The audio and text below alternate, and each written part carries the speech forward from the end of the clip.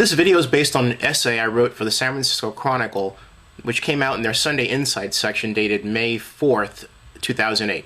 It's entitled Reverend Wright in My Iron Man Suit, but it's really I called it Barack Obama, Reverend Wright in My Iron Man Suit. At any rate, here's the essay. I'm going to read it to you right now. I've been a supporter of Senator Barack Obama for president for 17 months, and one large reason is that he's like me. We share the same August 4th birthday and have walked similar paths of racial discovery. Both of us have carved out our niche as individuals able to walk in different circles and still be ourselves. It's not easy. It comes as those around you tell you what they think your place in life should be. It's no wonder that I felt violated by the Reverend Jeremiah Wright's National Press Club speech as much as Obama did. Wright made me put on my Iron Man suit again. My Iron Man suit is a carefully constructed armor I created when I was a 6-year-old boy in the predominantly black South Side of Chicago to protect me from the other kids in the neighborhood. See, to them I was not black. I talked white and I was smart. I didn't fight or play basketball, and I didn't want to. But those were the prerequisites for popularity at the time. The suit was my knowledge of everything from politics to Chicago architecture to airplanes and cars and Star Trek. My suit allowed me to tune out those who said you need to act black to be black. The Iron Man suit was also used to protect me from anyone white who thought I should fit a common black stereotype.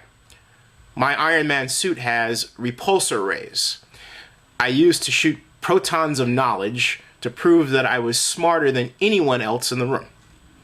I used the suit to judge anyone as being less intelligent than me if they didn't have a diverse base of friends, if all they had were, for example, white friends. But a funny thing happened as I grew up. American culture changed such that I needed my suit less and less. More people accepted me as an individual. American pop culture became more diverse. There were more interracial relationships, and no one seemed to care. The guy who runs American Express was black. Still is. But the best thing was that no one was telling me my place. I had successfully defined it, and society, through generational change, kind of caught up to me, or so I thought. One problem remains, and Barack's dealing with it right now. In being the first African American who's one step closer to the most powerful job in the world than any black person before him, Obama is faced not just with doing something blacks don't do, but with upsetting people who wish he would know his place. This placism that Barack and I have had to battle with has come in the face of Reverend Wright and, yes, Bill and Hillary Rodham Clinton, who work to remind us that whatever we do, we're still just black. Both represent the old generation. Hey, so does my mom, and I love her to death. She has struggled for years to get me to take off the suit and finally gave up. Mom totally understands Wright's anger, but knows why I have the suit too. I don't think Wright's outcry came from a desire to show up Barack, but to scream, hey, I'm black and proud. You're not going to define me. What I didn't like, and got into an argument with my mom about, was that Wright didn't think about success for African Americans of the younger generation like Barack or myself. Wright was consumed with his anger.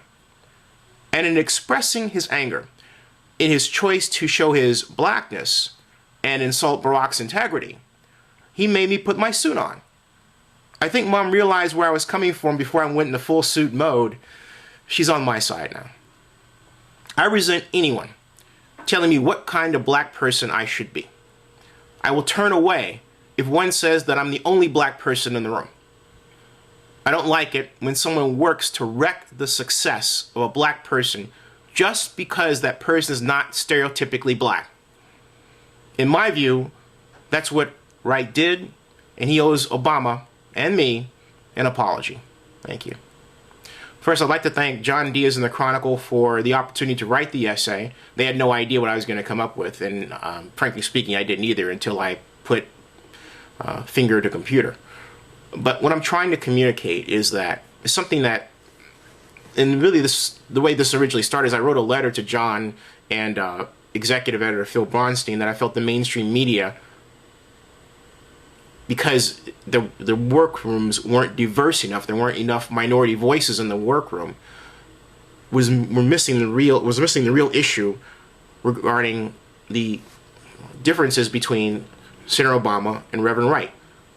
They're not only generational between the two of them, but they're generational between older African Americans who, rightly so, have been very afraid to go into what we call the larger white culture. And those of us who are younger who feel that there's no such thing as a larger white culture, but there is an American culture that's ours. For example, in my case, when I left Chicago, I came and went to Bret Harte Junior High School, and was then junior high school, now middle school, and started a Star Trek club. I didn't care that when anyone says that's a white thing, that was garbage to me. It was my thing. And the more someone criticized me for doing that, the more intensely I did it. But there are a lot of African Americans who have walked my path, and we cope with being in the larger American culture and trying to establish ourselves as individuals